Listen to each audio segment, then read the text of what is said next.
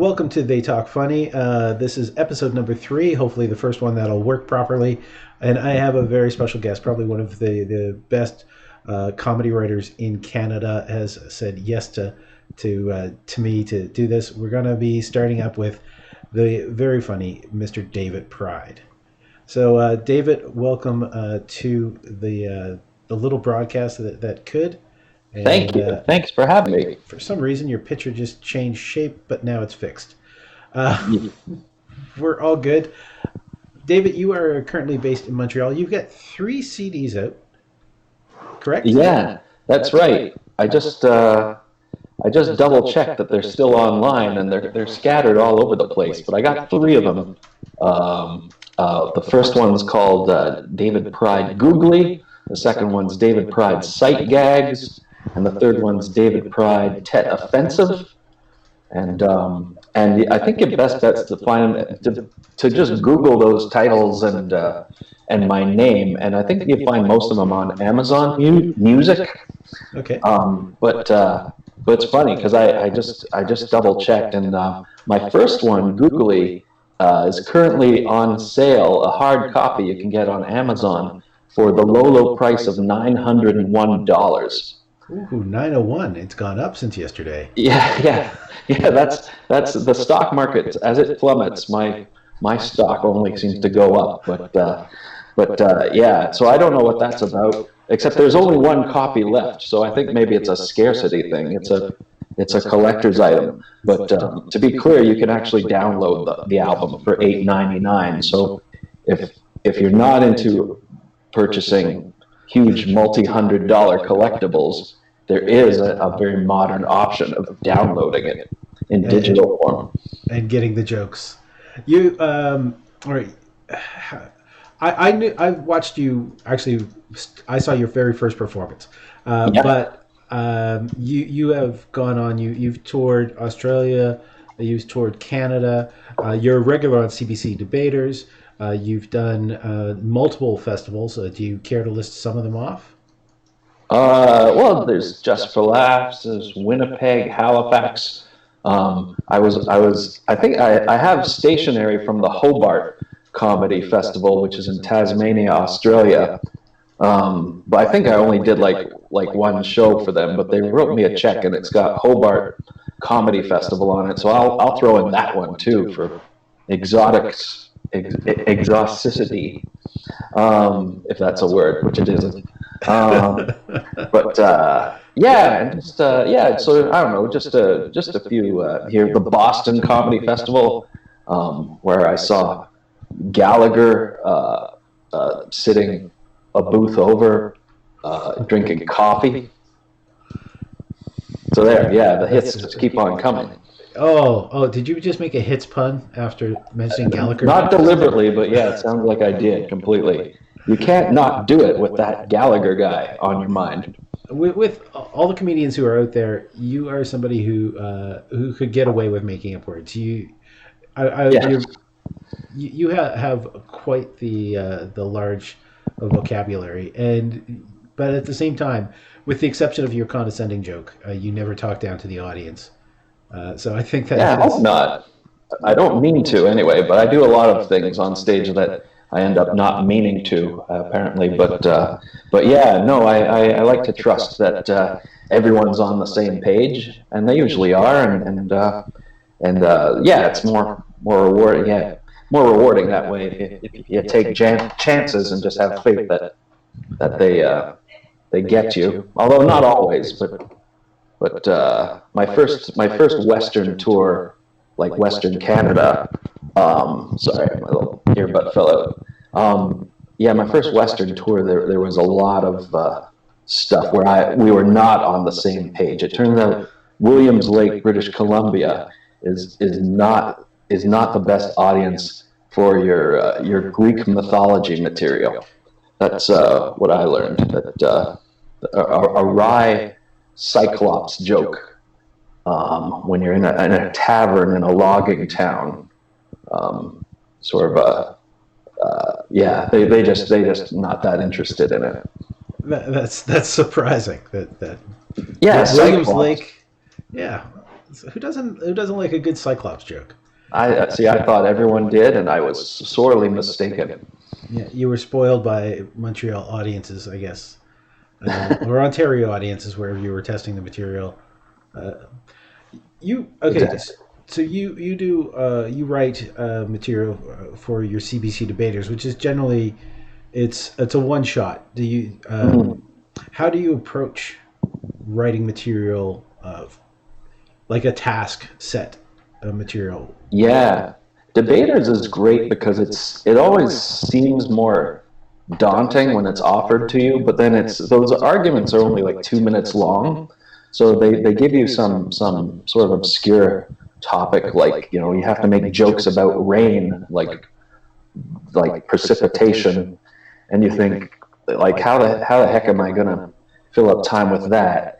And then you think of one sort of funny idea, and you think of two, and then you type them out, and then suddenly you realize that you've filled 3/4 of the time because the time turns out to be really short. So the debaters in particular, it's good. You just spitball ideas, and kind of it's brief enough that you can pack a lot of stuff in there. So it's hard. Like if it was something like 5 minutes. Also, that format kind of lends itself. You can sort of go out on a limb a little more because you're not alone on stage. You've got your opponent, and you've got Steve Patterson hosting it, and so it's all everyone. It's kind of set up really well that even if a joke flops, there's somewhere in that balance, something's going to keep it all afloat. Which is much different from like a stand-up set. Like if they ask you to do 5 minutes about this, and then the parts that are weak, like it really shows uncomfortably when there's a lull there. But that's it. So that's a way the debaters format kind of lends itself to like just throwing out untested stuff. And you're well, okay. You're obviously very clever in your writing. I don't know. I don't know so far. I don't know if I've been obviously clever, but we'll always have that Gallagher pun. So I don't know. Go ahead. Yeah. But one of the things that I've noticed with your writing, like for me, when I write, there will be a turn of phrase that'll come in, and then if I build anything off of it, there's only anything good if I edit down. So do you like to write for an extended period before you look back to edit, or do you like to edit as you go, or? Yeah, I kind of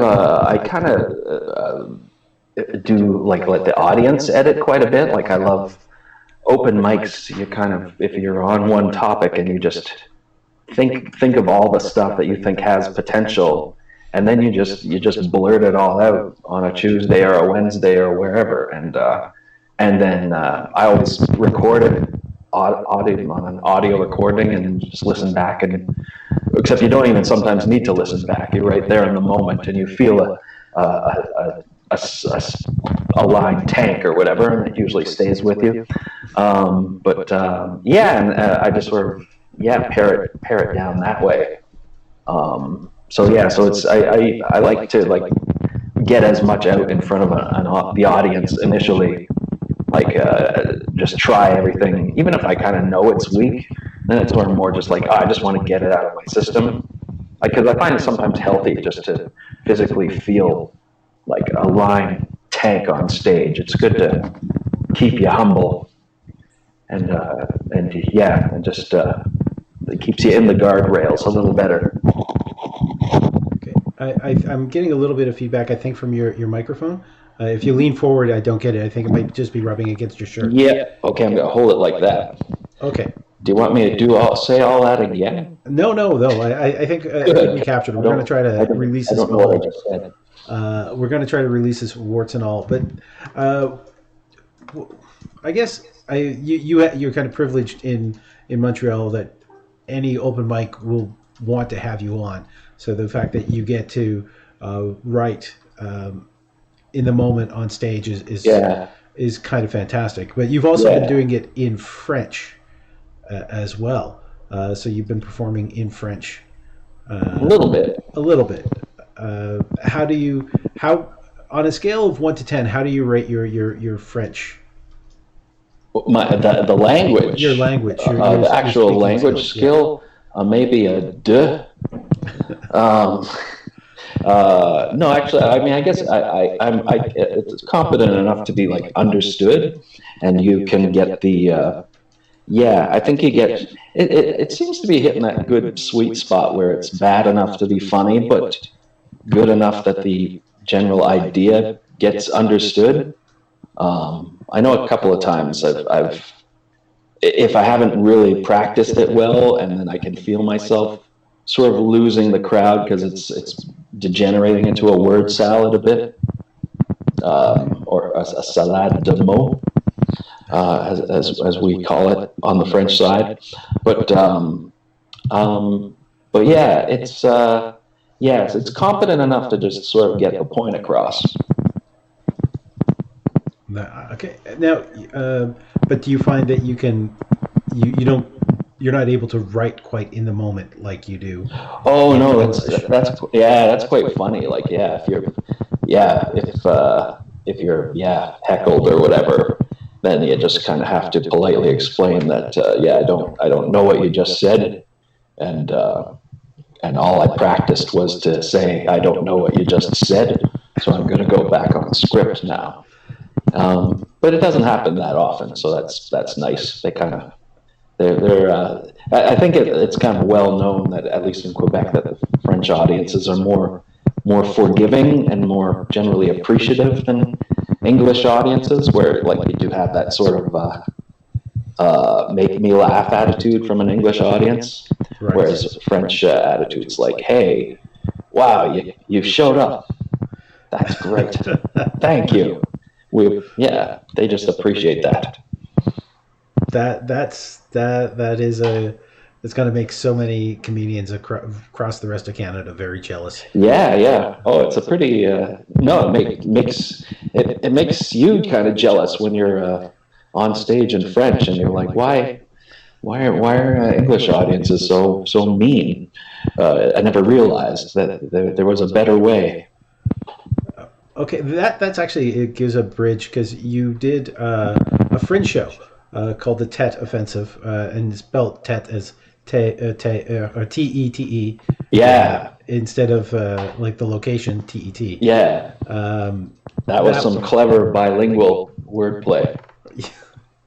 But trilingual if you count the Vietnam reference, then I guess. The story came back to you looking back on a moment in your career which you were not happy with. Is that be accurate? Oh, you mean the inspiration for it? Yes. Yeah. Do you want to get into that or explain that right now? Or sure. Well, because you brought it up. We can't leave everyone hanging on that. Well, there is a third CD that's out there on Amazon that they could. Yeah. I don't know what I think that costs $2,000 now if you snap it up quick. But because it came from 2004. I did a Just for Laughs gala, and I closed the gala on a joke that referenced the Auschwitz gift shop. And it got the laugh in the show, and I walked off stage very pleased. But then the newspaper reviews the next morning were very disappointed and disgusted with it, and it made me feel like kind of took the air out of my sails, so the Fringe Festival kind of centered. I mean, that's not what the whole show is about. It's kind of what the first 10 minutes were about, though.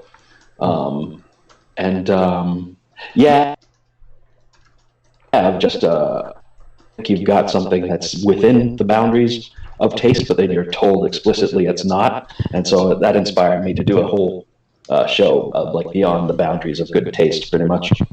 But that was, and it wasn't, when I say it was the first 10 minutes, I actually had a screen behind me, and there was like an audio-visual component of that, a video of the 2004 gala.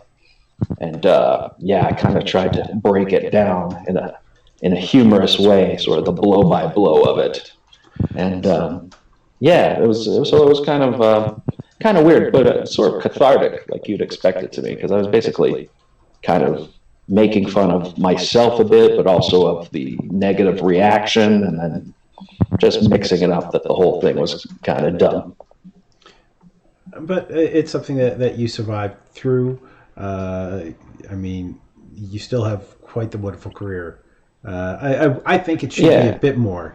I believe that more people should know your name, because you are so incredibly funny, such a great writer. Well, thank you.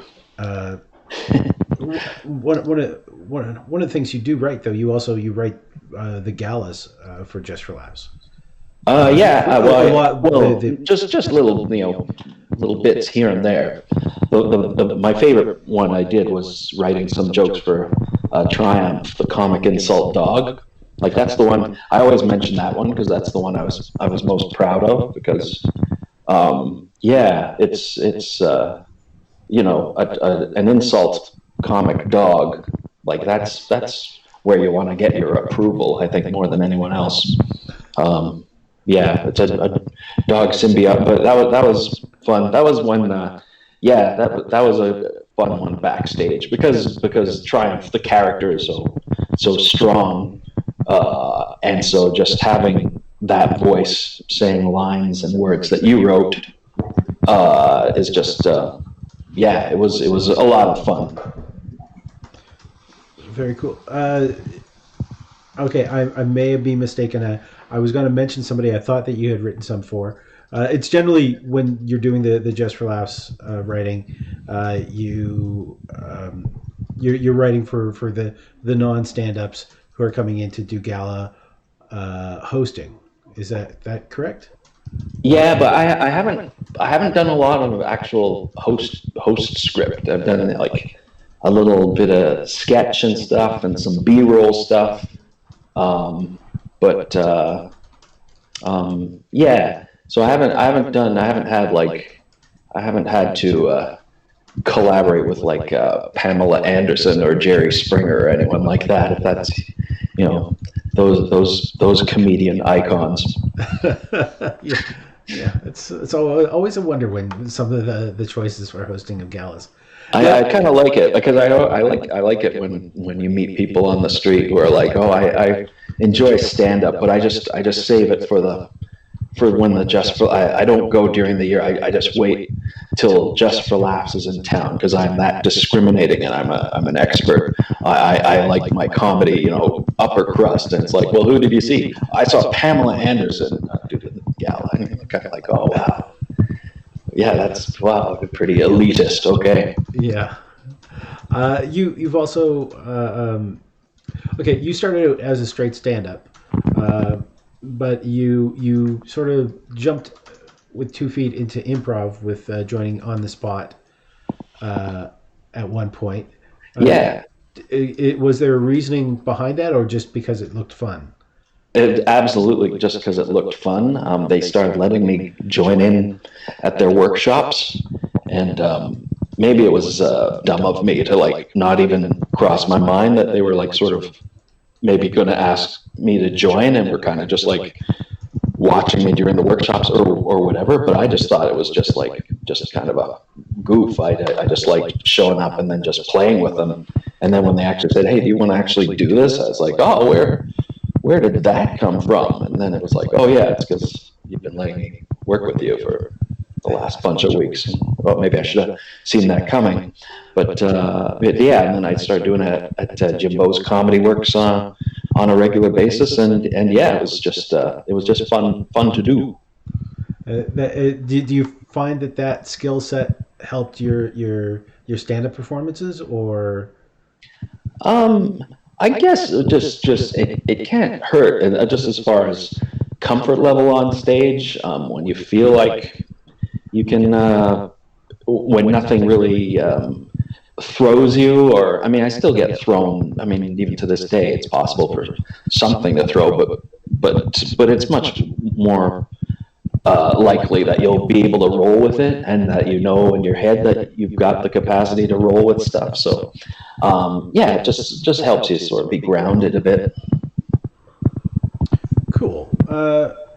what advice would you have for somebody who's looking to start stand-up, in case there's anyone who's anyone who watches this who's being interested? Yeah, it's, just it's go on stage, get comfortable with silence, get comfortable with bombing. Not that you should try your best when you're on stage, of course, but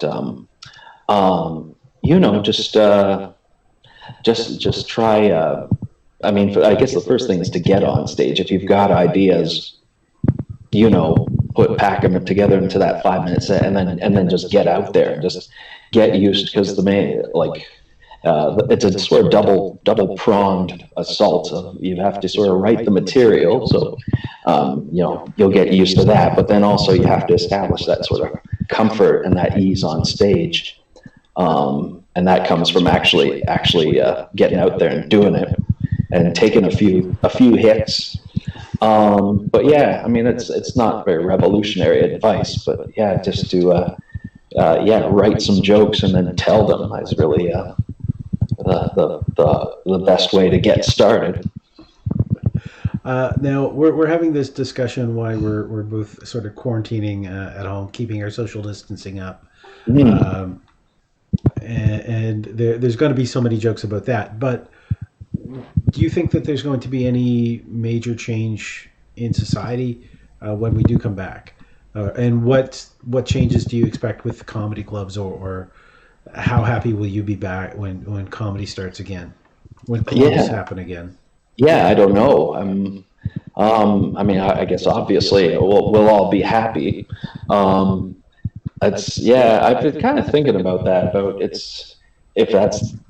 I kind of hope that's not all anyone talks about when they're on stage again. But because I'm kind of tired of the subject right now already. But I don't know. I'm not a futurist, so I don't know. I mean, they're saying lots of things about the handshake apparently is going to become obsolete. So right there, that will speed up the comedian introduction process to an alarming degree, I'm sure. But yeah, I don't really know how. I mean, comedy has, like, the actual shows have so little to do with society anyway. It's such a weird little uncivil little capsule. I mean, it has to do with society in terms of subject matter, but it's I know I kind of go to comedy clubs to get away from the rule of law in society. So maybe that's the best outcome, is whatever new rules are established in the post-pandemic world. I trust comedy will be breaking them and making a mockery of them.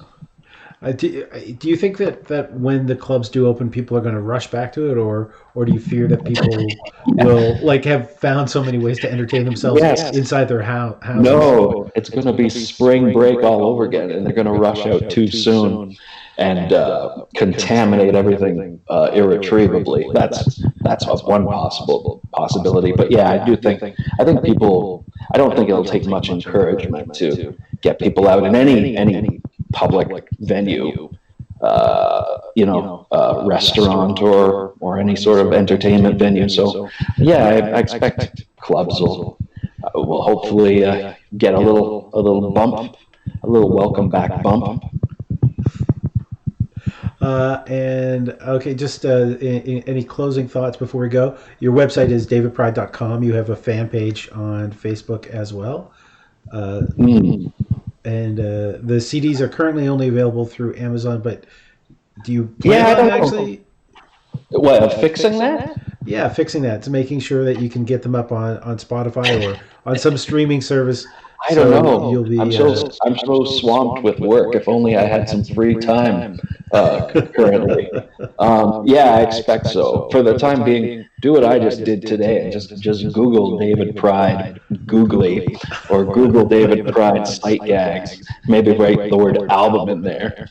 maybe the words for sale, and then or comedy. Comedy might help. Comedy, CD, yeah. And if anyone wants to buy that $900 collector's item copy of Googly, I'm sure you'll autograph it if it's within walking distance after.